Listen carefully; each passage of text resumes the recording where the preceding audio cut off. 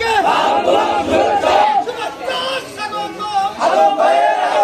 সিলেটিয়াবাসীর পক্ষ থেকে সিলেটিয়াবাসীর পক্ষ থেকে রবি ভাইয়ের পক্ষ থেকে এইখানেই বড় হয়েছি ছোটবেলা থেকে। আমি অনেকদিন আপনাদের সাথে আসতে পারি নাই। আমার কিছু কেস বিগত ফেসিস্ট সরকার আমার বিরুদ্ধে অনেকগুলো কেস দিয়েছিল। আমাকে এয়ারপোর্টে আসতে দেয় নাই, আমার ভিসা দেয় নাই, আমার ফ্যামিলি আসতে দেয় নাই। এই জন্য আমি আপনাদের মাঝে আসতে পারি না অনেক বছর। আমি এখন আপনাদের সাথে আসছি তারেক রহমান সাহেবের যে এজেন্ডা নিয়ে আসছি, ওনার যে 31 দফা।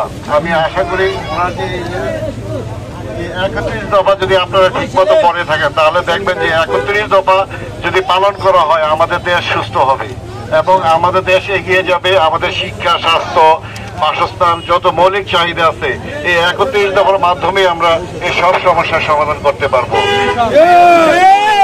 প্রিয় দেশবাসী, আপনারা হয়তো জানেন আমাদের কিছু সমালোচনা হয়েছে বিভিন্ন পত্র পত্রিকায়, কিন্তু আপনাদেরকে এটাও চিন্তা করতে হবে যে বিএনপি একটা অনেক বড় দল। গত 16 বছরে আমাদের কোনো সংগঠন করতে দেয় নাই, এমনকি আমাদের কোনো জায়গায় মিটিং করতে দেয় নাই। এমনকি আমাদের অনেক নেতা আছে যারা বাবার মৃত্যু দিনে কবর দিতে গিয়েছিল, তাদেরকে কবর দেওয়ার অনুমতিও দেওয়া হয় নাই। তো ওই অবস্থা থেকে একটা দল এখন একটা ভঙ্গুর অবস্থায় আছে। তারপরে গত 9 মাসে আমরা অনেকটা শক্ত হয়েছি। আপনারা হয়তো দেখছেন বিভিন্ন নিউজে যারা অপরাধী তাদের শাস্তি দেওয়া শুরু হয়েছে। আমাদের নেতা জনাব তারেক রহমান এই পর্যন্ত 3,500 লোককে দল থেকে বহিষ্কার করা হয়েছে।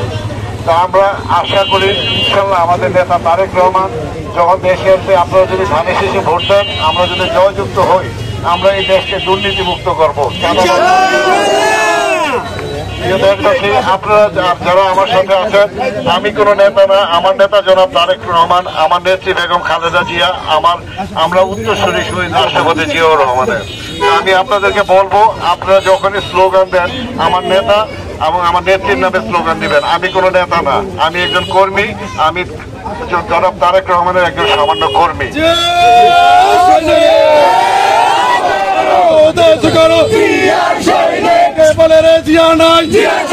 জনাব তারেক রহমানের 31 দফা আর 31 দফাকে বাস্তবায়ন করতে হলে আপনারা সবাই ধানের শীষে ভোট দিয়ে ওনাকে জয়যুক্ত করার পরে আমরা এই দেশকে ইনশাল্লাহ এগিয়ে নিয়ে যাবো। এই আশা বিশ্বাস থেকে আমার মতো সবাই